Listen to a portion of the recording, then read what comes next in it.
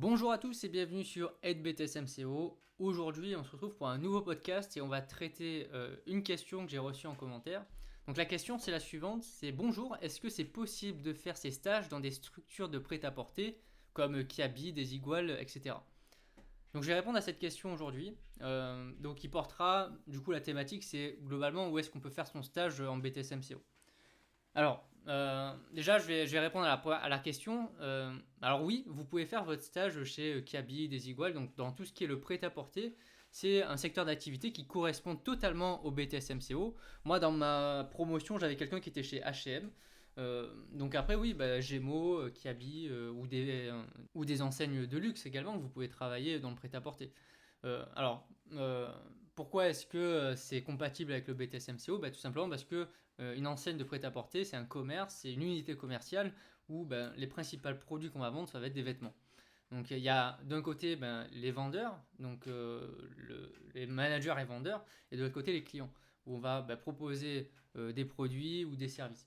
Donc ça fait partie d'unité commerciale, c'est pour ça que c'est compatible avec le BTS MCO. Donc à l'intérieur, vous allez pouvoir faire du management d'équipe, vous allez pouvoir faire des réimplantations, mettre en avant les produits, faire du remplissage également, assurer la sécurité aussi des produits et des personnes.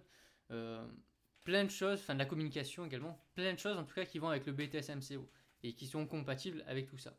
Et en plus, maintenant, les enseignes de prêt-à-porter, elles se sont vachement digitalisées avec des cartes de fidélité qui sont de plus en plus digitales, mais également avec des vitrines qui sont un peu digitalisées maintenant, où presque on se met devant et ça va se changer automatiquement le vêtement qu'on a sur nous. Donc c'est une très bonne idée de stage, je trouve, d'aller dans le prêt-à-porter. Euh, Après, globalement, vers quel type d'enseigne est-ce que vous pouvez aller pour faire votre stage, enfin, quel secteur d'activité? Bon, bien sûr, la grande distribution alimentaire, c'est totalement adapté. Moi, je viens de cet univers-là, et puis vous n'aurez pas de mal du tout à trouver des idées d'activité.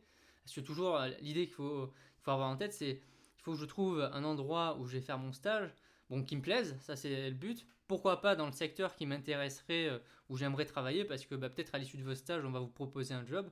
Et surtout qui répondent aux deux dossiers professionnels, où vous allez pouvoir mettre en pratique les activités professionnelles qu'on vous demande de faire pour l'ADOC ou le DRCV, donc qui sont les deux dossiers professionnels en BTS MCO. Donc il faut toujours se poser ces questions-là avant d'aller chez une enseigne. Ensuite, quel secteur? Bon, alimentaire, ok. Après, il y a toute la partie bricolage, par exemple avec Leroy Merlin, Bernard Philibert, également Point P, Castorama. Donc tout ce qui va avec la partie bricolage, ameublement, ça va bien pour le BTS MCO. Tout ce qui concerne les enseignes de sport, c'est totalement compatible. Donc là, Go Sport, Decathlon, Intersport, enfin. Après, je vous cite les grandes enseignes. Après, vous avez aussi des commerces indépendants où vous pouvez faire votre stage, hein.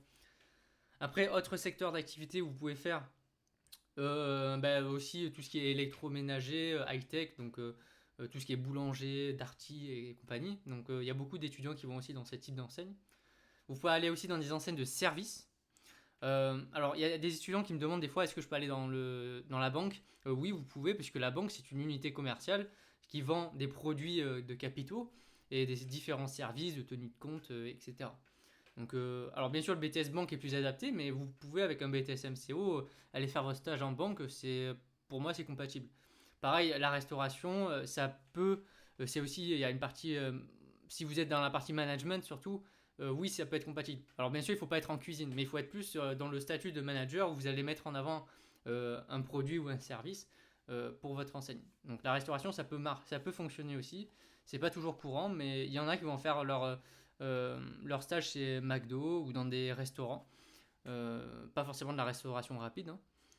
Ça peut fonctionner. Alors pareil, vous avez des BTS hôtellerie-restauration qui sont plus adaptés, si ça vous intéresse ce secteur-là, mais c'est compatible. Après, vaut mieux toujours aller vers les secteurs qui sont les plus faciles et les plus évidents pour le BTS MCO, donc alimentaire ou non alimentaire, que d'aller prendre un petit risque supplémentaire où vos activités, peut-être qu'elles ne colleront pas avec ce secteur-là. Donc faites attention au secteur que vous allez choisir.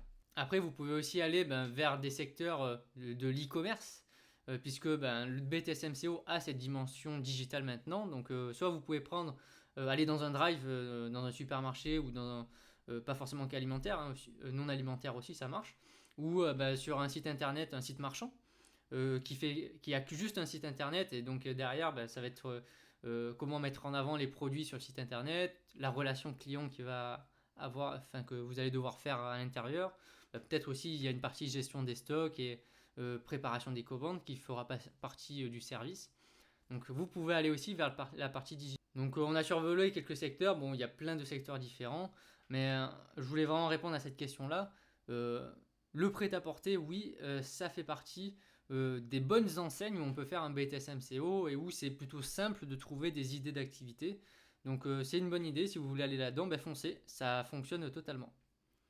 On arrive à la fin de cet épisode, de ce podcast, j'espère que ça vous a plu.